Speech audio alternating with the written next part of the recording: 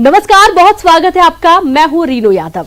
घड़ी की सुइयां 5 बजा रही हैं और वक्त है 5 की आंच का, जिसमें आज बात होगी छात्रों के उस इंतजार की जो आज खत्म हो गया।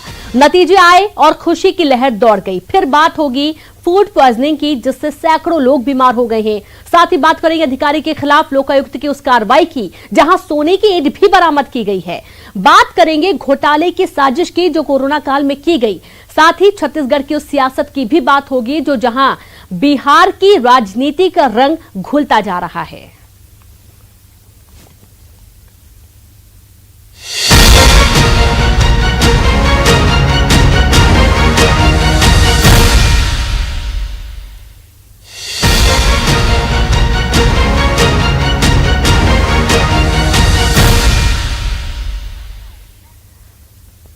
तो मध्य प्रदेश में 10वीं बोर्ड के रिजल्ट जारी कर दिए गए हैं। आधिकारिक वेबसाइट पर आप रिजल्ट देख सकते हैं और इस बार कोई भी छात्र फेल नहीं किया गया है। स्कूल शिक्षा मंत्री इंदर सिंह परमार ने ये नतीजे घोषित किए हैं और इस दौरान स्कूल शिक्षा विभाग के आला अधिकारी भी मौजूद रहे। करीब 10.5 लाख बच्चों का परिणाम जारी किया गया और इस दफा किसी भी छात्र को फेल नहीं किया गया है। 10वीं के रिजल्ट 100% रहा है। कोई भी बच्चा फेल नहीं है, सबको प्रमोट किया गया है। 10 लाख बच्चों ने का प्रमोशन हुआ है और आपको बता दें कि 3.5 लाख से ज्यादा बच्चे हैं जो कि फर्स्ट डिवीजन पास हुए हैं।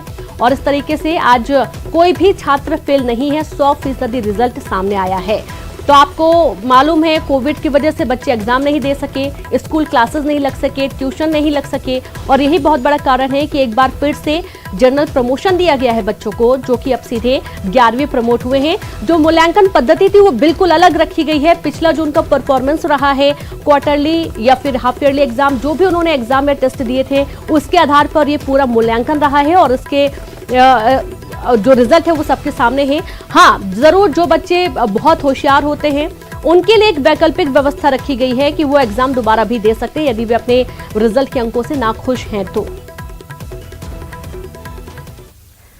सीएम शिवराज ने छात्रों को बधाई दी। 10वीं में पास होने वाले छात्रों को बधाई दी। मैं छात्रों के उज्जवल भविष्य की कामना करता हूं, आप जिंदगी में सफल हो। सीएम ने कहा जिन्हें आपत्ति है दोबारा परीक्षा दें, दोबारा परीक्षाएं आयोजित होंगी। ये एक बड़ा फैसला है सरकार का, बच्चों के लिए काफी अहम है। जो बच्चे उनके अनुसार रिजल्ट नहीं आया है उनके लिए एक नई बड़ी खुशखबरी है। लाडली भांजियों, प्रिय भांजों, बधाई। कोरोना संक्रमण के कारण रेगुलर परीक्षाओं में व्यवधान आया, लेकिन मुझे चिंता थी कि आपका साल खराब ना हो और इसलिए यह तय किया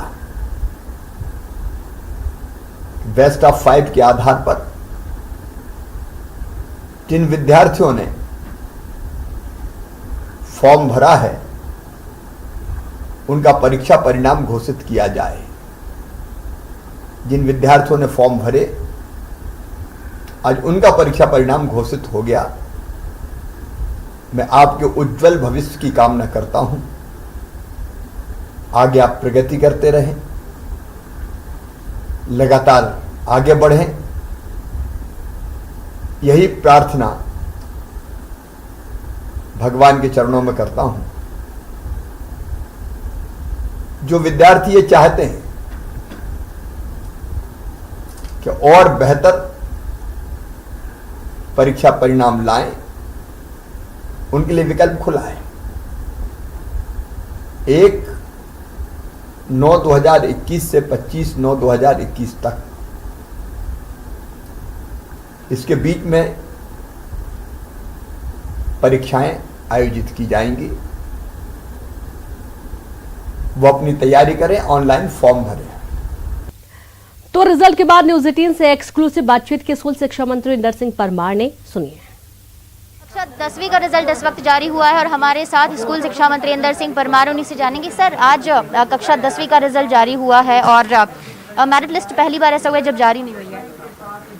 देखिए, इस साल परीक्षा हुई थी नहीं। जब परीक्षा होती है, बच्चा कंपटीशन में उतरता है, तब उसके लिए मेरिट लिस्ट जारी की जाती है। इस बार क्योंकि विशेष परिस्थिति थी, कोरोना की, और उससे बचने के लिए हमने परीक्षाओं को निरस्त किया था और इसलिए हमने इंटरनल असेसमेंट के माध्यम से रिजल्ट घोषित किया है। ये एक प्रकार की काम चलाऊ व्यवस्था है, लेकिन फिर भी एक अच्छे वैज्ञानिक पद्धति से हमने बच्चों का रिजल्ट तैयार किया है। किसी को किसी की प्रकार की शिकायत हो तो बच्चा अपना पूरा रिजल्ट भी देख सकता है, और बच्चा यदि फिर भी असंतुष्ट है तो फिर से परीक्षा देने का भी अवसर उसको दे रहे हैं। सर, बेस्ट ऑफ 5 के तहत इस बार रिजल्ट तैयार हुआ है, यानी 100% देखा जाए तो रिजल्ट है इस बार, क्योंकि बीते सालों की बात करें जाए तो 70% को क्रॉस नहीं कर पाया। निश्चित रूप से बच्चों का जो इंटरनल असेसमेंट, अर्धवार्षिक परीक्षा, प्री बोर्ड की परीक्षा, जो इंटरनल असेसमेंट की व्यवस्थाएं हैं उसमें बच्चों ने ठीक तैयारी की थी और इस कारण से बच्चों का रिजल्ट अच्छा आया है। मैं आपके चैनल के माध्यम से बच्चों को अपनी ओर से शुभकामनाएं और बधाई देता हूँ। सर, आपको नहीं लग रहा कि जो विशेष परीक्षा देने का मौका दिया गया उसमें बच्चों के लिए बहुत लेट हो जाएगा 11th और आगे की पढ़ाई की तैयारी करने के लिए? नहीं, परीक्षा में इतना ज़्यादा विलंब नहीं होगा। कोरोना के समय संकट है, उस संकट के समय विशेष परिस्थिति होती है, उसके मान से इतना विलंब नहीं होगा और अगली कक्षा में हम एडमिशन का उनको अवसर अभी से दे रहे हैं। कक्षा 12वीं का रिजल्ट कब तक माना जाए? जुलाई आखिर हफ्ते तक? जुलाई लास्ट। सर, इस वक्त स्कूल खोलना किस तरीके से कोविड गाइडलाइन का पालन कराया ऐसा है, मैं बार बार बोल रहा हूँ कि हम 50% उपस्थिति के साथ में स्कूल खोलेंगे, कोविड प्रोटोकॉल का पालन करेंगे। सर, इस बार एक भी छात्र फेल नहीं हुआ है, तो कितना अच्छा उनके लिए बेहतर ऑप्शन था इस बार आगे प्रमोट होने का? नहीं, प्रमोट होने का तो ऑप्शन है, लेकिन उनको जो इस साल जो पढ़ाई में पिछड़े भी है उसकी पूर्ति करने के लिए इस साल उनको ज़्यादा मेहनत करनी पड़ेगी। इसलिए कहीं पीछे है तो कहीं आगे, दोनों बातें हैं, उसको लाभ हानि के रूप में नहीं देखना चाहिए। कक्षा 10वीं का रिजल्ट घोषित हुआ है और इस बार एक भी छात्र फेल नहीं हुआ है, मेरिट लिस्ट जारी नहीं हुई है, लेकिन इस रिजल्ट से जो भी छात्र संतुष्ट नहीं है वो विशेष परीक्षा दे सकते हैं और विशेष परीक्षा देने का मौका दिया जा रहा है। और इस बार अगर कोई छात्र प्रमोट हुआ है तो आगे उनको और मेहनत करने के लिए मौका दिया गया है। कैमरामैन अजय तंवर के साथ रंजना दुबे, न्यूज़ 18 भोपाल। तो सुना आपने, ज्यादा जानकारी के साथ संवाददाता रंजना दुबे लाइव जुड़ गई हैं। रंजना, हम देख पा रहे हैं कि 10वीं और 12वीं बोर्ड के जो एग्जाम्स थे वो कई जगहों पर देखा जा रहा है कि अलग तरीके से लिए गए हैं। एमपी बोर्ड के एग्जाम का जो मूल्यांकन हुआ है ये विशेष मूल्यांकन पद्धति के अनुसार हुआ है। अब यहाँ पर कई सारे सवाल ये खड़े होते हैं कि 11वीं में जो स्टूडेंट्स होंगे वो क्या विषय लेकर, किस आधार पर विषय लेकर चुनेंगे और आगे बढ़ेंगे, और इस रिजल्ट के सामने आने के बाद से किस तरीके की प्रतिक्रियाएं हैं, क्या स्टूडेंट्स संतुष्ट हैं रिजल्ट को लेकर?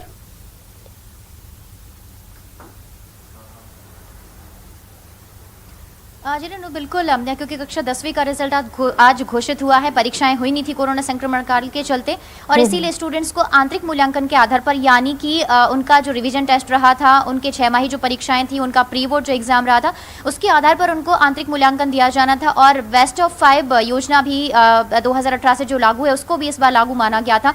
यानी अगर कोई स्टूडेंट 5 सब्जेक्ट में पास है और 1 सब्जेक्ट में फेल हो रहा है तो उसको 5 सब्जेक्ट के विषयों के आधार पर 6वें विषय में भी पास कर दिया गया है। और यही वजह है कि इस बार जो कक्षा 10वीं का रिजल्ट रहा है, अगर तीनों कैटेगरी के हिसाब से देखा जाए, क्योंकि मेरिट लिस्ट इस बार जारी नहीं की गई है, तो 100% रहा है। और 100% रिजल्ट में अगर कैटेगरी की बात करी जाए रिनू की, फर्स्ट डिवीजन में कितने स्टूडेंट हैं, तो वो परसेंटेज अगर देखा जाए तो उतना हाई नहीं है जितना कि बीते सालों में हुआ करता था।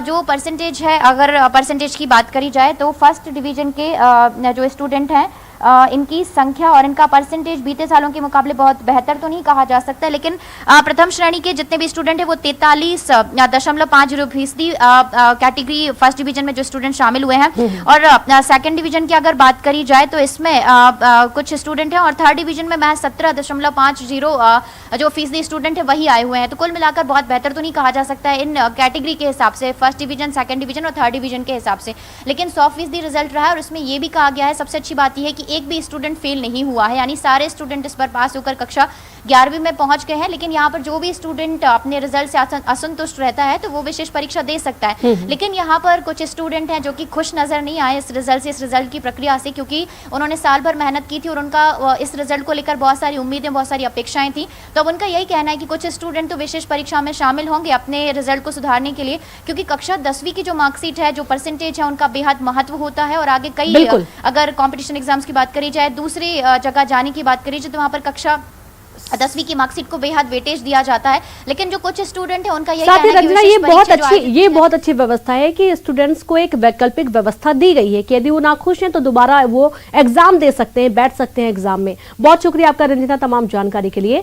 और एक और अहम खबर का जिक्र करेंगे। रायपुर में फूड पॉइजनिंग से सैकड़ों लोग बीमार हो गए, जिसमें कई लोगों का इलाज चल रहा है। लोगों की बीमारी के चलते गांव में ही कैंप लगाना पड़ा, गांव में ही लोगों का कैंप लगाकर इलाज किया जा रहा है। वहीं कलेक्टर ने पीड़ितों का हाल जाना। मामला सगुनी गांव का बताया जा रहा है।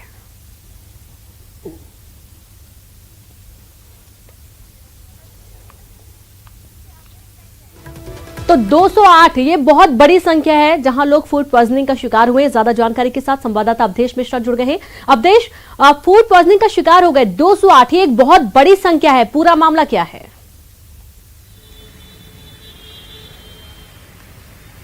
देखिए, ये संख्या अभी और बढ़ेगी क्योंकि इस गांव की जो जनसंख्या है वो तकरीबन 1500 है।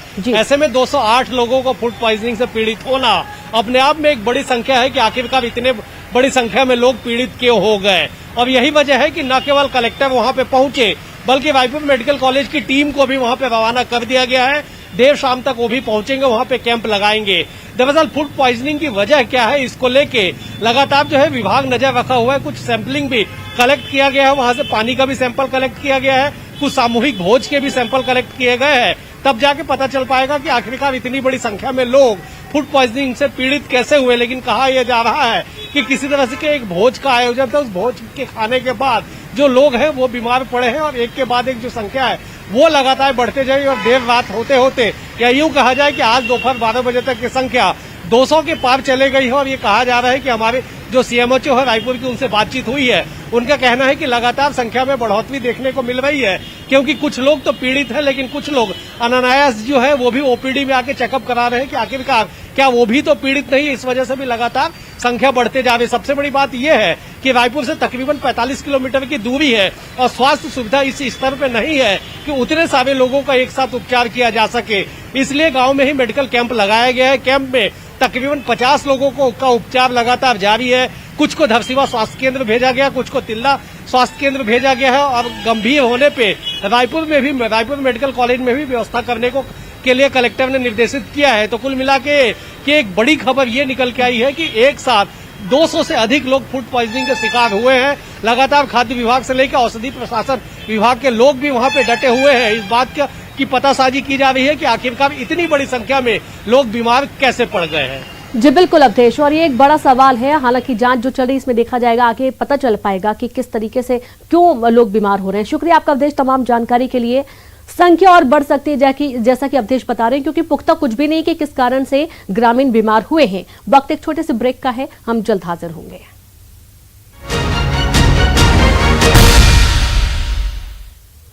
ब्रेक के बाद एक बार फिर से आप सभी का स्वागत है। लोकायुक्त का छापा, जी हां, रीवा के साथ उमरिया जिले की मानपुर तहसील के भू सर्वेक्षण अधिकारी के घर लोकायुक्त की टीम ने दबिश दी, जिनके घर से तकरीबन 4 से 5 करोड़ की काली कमाई का खुलासा हुआ। बताया जा रहा है कि लंबे समय से लोकायुक्त को भू सर्वेक्षण अधिकारी मुनेंद्र कुमार दुबे के खिलाफ भ्रष्टाचार की शिकायत मिल रही थी, जिसके आधार पर टीम ने दुबे के भोपाल, शहडोल, उमरिया और रीवा स्थित ठिकानों पर दबिश दी, जहां से छानबीन के दौरान पुलिस को रजिस्ट्री की कॉपियां, बैंक कागजात, सोने की ईंट के साथ साथ तकरीबन 4 से 5 करोड़ का सामान मिला है। फिलहाल लोकायुक्त पुलिस की टीम सर्वे के काम में अभी भी लगी हुई है। यह अनावेदक हैं आरोपी श्री मुनींद्र कुमार दुबे, जो कि उमरिया में सहायक भू सर्वेक्षण अधिकारी के पद पर नियुक्त हैं, कार्यरत हैं वहाँ पर। इनके खिलाफ एक आय से अधिक संपत्ति की शिकायत प्राप्त हुई थी, जिसमें गोपनीय सत्यापन किया गया, जिसमें यह सिद्ध पाया गया कि इनके पास आय से अधिक संपत्ति, कई गुना संपत्ति मौजूद है। इस आधार पर प्रकरण पंजीबद्ध करके यहाँ पे छापामार उनके घर पे कार्रवाई की गई है। एक साथ 4 जगह छापामार कार्रवाई चल रही है, भोपाल, उमरिया, शहडोल और रीवा में, जिसमें काफ़ी संपत्तियों की जानकारी प्राप्त हो रही है। एफडीआर भी है और इसमें हमें 1 किलो की सोने की ईंट भी बरामद हुई है अन्य संपत्तियों के साथ में। अभी आकलन पूरा कंप्लीट नहीं हुआ है, लेकिन करीब कार्रवाई चल रही है। 4 करोड़ से ऊपर की संपत्ति अंदाजा है कि और ज्यादा जानकारी के साथ सीधे रुक करेंगे रीवा से अर्पित पांडे जुड़ चुके हैं। अर्पित, ये बहुत चौंकाने वाली बात है, 1 किलो की ईंट तक सोने की बरामद की गई है और क्या कुछ खुलासे, क्या कार्रवाई हो रही है इस पूरे मामले में अब? जी बिल्कुल रेणु, आपको बता दें, भ्रष्ट अधिकारियों के भ्रष्टाचार से जुड़े काली कमाई के कारनामे आए दिन सामने आते रहते हैं और ऐसा ही अब ताजा मामला सामने आया है। उमरिया रीवा में एक निवास था और यहीं पर लोकायुक्त रीवा पुलिस के द्वारा कार्रवाई की गई है। लोकायुक्त रीवा पुलिस के द्वारा कार्रवाई की गई है। दरअसल रीवा लोकायुक्त को शिकायत मिली थी कि मुनींद्र कुमार द्विवेदी के द्वारा आय से अधिक संपत्ति अर्जित की गई है, जिसके बाद लोकायुक्त पुलिस की टीम ने इनके 4 ठिकानों पर दबिश दी। तब लोकायुक्त पुलिस के द्वारा जब छानबीन की गई तो पता चला कि इनके पास तकरीबन 6.5 करोड़ की संपत्ति बरामद हुई है। इसमें लगभग 6 मकान भोपाल, शहडोल और रीवा में आते हैं। इसके अलावा 4 प्लॉट भी हैं इनके पास जो आय से अधिक संपत्ति में आते हैं। वहीं पुलिस के द्वारा जब जांच की गई तो इसमें तकरीबन 68 लाख रुपए के सोने चांदी और एक सोने की ईंट भी बरामद हुई है। इसके अलावा 60 लाख रुपए नगद भी बरामद हुआ है। इसके अलावा अभी लगातार पुलिस के द्वारा जांच की जा रही है। अभी बताया जा रहा है कि लगभग कल अगले दिन तक कार्यवाही चलने की उम्मीद भी बताई जा रही है और पुलिस लगातार सर्चिंग अभियान में है। पुलिस का कहना है कि जो भी अभी आगे तथ्य सामने आते हैं उस पर कार्यवाही की जाएगी। फिलहाल भोपाल, शहडोल और रीवा इन 3 जगहों पर 6 मकान और 4 प्लॉट बिल्कुल अर्पित, चूंकि वक्त की कमी है, बहुत शुक्रिया आपका जानकारी के लिए। तो 4 करोड़ से ऊपर की अवैध संपत्ति का खुलासा हुआ है। अभी भी जांच लगातार चल रही है। एक और बड़ी खबर का जिक्र होगा जहां पर उज्जैन से भ्रष्टाचार की खबर सामने आई है, जहां पिछले साल कोरोना काल में हुए भ्रष्टाचार का मामला अब उजागर हुआ है। जिला पंचायत में अधिकारियों पर 90,000 रुपए के फर्जी बिल भुगतान का आरोप लगा है। दरअसल 2020 में कोरोना के शुरुआती दिनों में जब सरकार ने प्रवासी मजदूरों को उनके घर पहुंचाने के लिए बसों का इंतजाम किया था, तब उज्जैन से करीब 230 बसें प्रवासी मजदूरों को छोड़ने गई थी। जब बिल बनकर आया तो 13 बिल में डीजल की राशि भी जोड़कर दे दी गई और जिला पंचायत ने 90,000 का डीजल पेमेंट बस मालिकों को कर दिया। मामले का पता लगते ही कलेक्टर ने नोटिस जारी कर रिकवरी का निर्देश दे दिया है।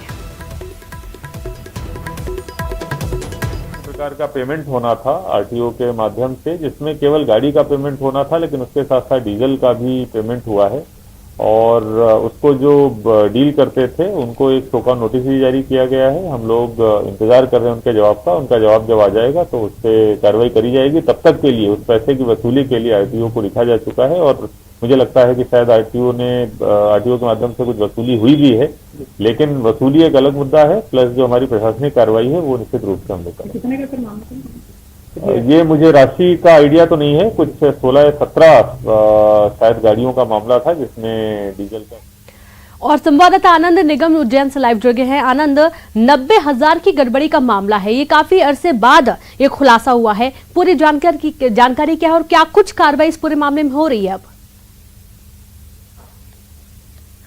बिल्कुल रेनू, देखिए बड़ी बात यही है कि कोरोना के इस काल में तमाम लोग आगे बढ़ चढ़ के हिस्सा ले रहे हैं और कई लोग दान भी दे रहे हैं। ऐसे में जो सरकारी महकमा है वो अभी भी जो है कमीशनखोरी से बाज नहीं आ रहा है और साफ तौर पे देखा जा सकता है कि किस तरह से वो डीजल के नाम पर कमीशन लेते हुए साफ नजर आ रहे थे। हालांकि ये चोरी पकड़ ली गई, लेकिन ऐसी कितनी चोरियां होंगी जो शायद पकड़ी नहीं जाएगी। फिलहाल जो ये पूरा मामला है उज्जैन की 13 बसों का बताया गया है, जो उज्जैन के ही अलग अलग 5 ट्रेवल्स कंपनियां हैं, उनकी 13 बसें लगी थी और 13 बसों ने न सिर्फ अपना बिल जो है जो प्रवासी मजदूर है उनको छोड़ने के नाम पर बनाया, बल्कि इसके साथ साथ उन्होंने डीजल का पैसा भी लगा दिया। ये डीजल का पैसा 1-2 हजार नहीं बल्कि पूरे 90,000 रुपए का था और उसके बाद जो सरकारी महकमा है उसने डीजल का पैसा भी पास कर दिया। यही नहीं, इसके अलावा उन लोगों के जो है खाते में शिफ्ट भी कर दिया गया पैसा और इसके बाद अब उज्जैन कलेक्टर ने जी बिल्कुल, यानी कि रिकवरी का आदेश दे दिया गया है। आनंद, चूंकि वक्त की कमी है, शुक्रिया आपका जानकारी के लिए। और अगली खबर का हम रुख करेंगे जहां बलौदाबाजार के जोगी कांग्रेस से विधायक प्रमोद शर्मा का पार्टी से पूरी तरह मोह भंग हो गया है। वर्तमान पार्टी प्रमुख अमित जोगी की गतिविधियों को लेकर खासा नाराज चल रहे हैं, जिसके कारण अलग पार्टी बनाना तय कर लिया है। राजनांदगांव के खैरागढ़ से जनता जोगी कांग्रेस के विधायक देवव्रत सिंह का हृदय परिवर्तन होने लगा है। देवव्रत सिंह ने कहा है कि वो दूसरी पार्टी बनाएंगे और इसके लिए विधानसभा सत्र के दौरान अध्यक्ष से इसके लिए अनुमति लेंगे। जोगी कांग्रेस के विधायक ने पार्टी की विचारधारा बदलने का हवाला देते हुए नई पार्टी बनाने की घोषणा की है।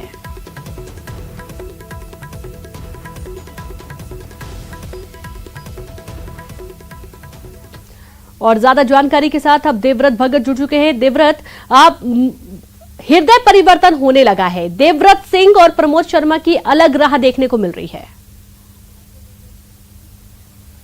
जी बिल्कुल, पूर्व मुख्यमंत्री अजीत जोगी की बनाई गई पार्टी ये जोगी कांग्रेस थी और अभी ये पार्टी अपने अस्तित्व की लड़ाई लड़ रही है, क्योंकि विधायकों के जो बगावती तेवर हैं ये पहली बार नहीं है, क्योंकि जोगी कांग्रेस के केवल 4 ही विधायक हैं, जिनमें खुद रेणु जोगी जो कि पार्टी के अध्यक्ष है, धर्मजीत सिंह और इसके अलावा देवव्रत सिंह और प्रमोद शर्मा जो कि बलौदाबाजार के विधायक हैं। इससे पहले जब मरवाही चुनाव हो रहे थे तब उन्होंने खुल करके कांग्रेस को समर्थन किया था और ये लगाए जा रहे थे कि विधायक कांग्रेस में शामिल हो सकते हैं। लेकिन छत्तीसगढ़ में जिस तरह से मुख्यमंत्री ने भी ये साफ किया है कि संख्या बल काफी है विधायकों की और दूसरी पार्टी को वो तोड़ना नहीं चाहते, तब ऐसे में अब दोनों विधायकों ने अलग पार्टी बनाने का फैसला ले लिया है। अगर पार्टी के दोनों विधायक अलग पार्टी बना ही लेते हैं तब निश्चित तौर पे बड़ा नुकसान जो है वो जोगी कांग्रेस को झेलना होगा। बिल्कुल, जोगी कांग्रेस को ये बड़ा नुकसान होगा यदि अलग होती है दोनों की राह। जाहिर सी बात है, धीरे धीरे यदि पार्टी टूटती है तो नुकसान पार्टी को उठाना पड़ेगा। शुक्रिया आपका जानकारी के लिए और इसी के साथ इस खास बुलेटिन में इतना ही। नमस्कार।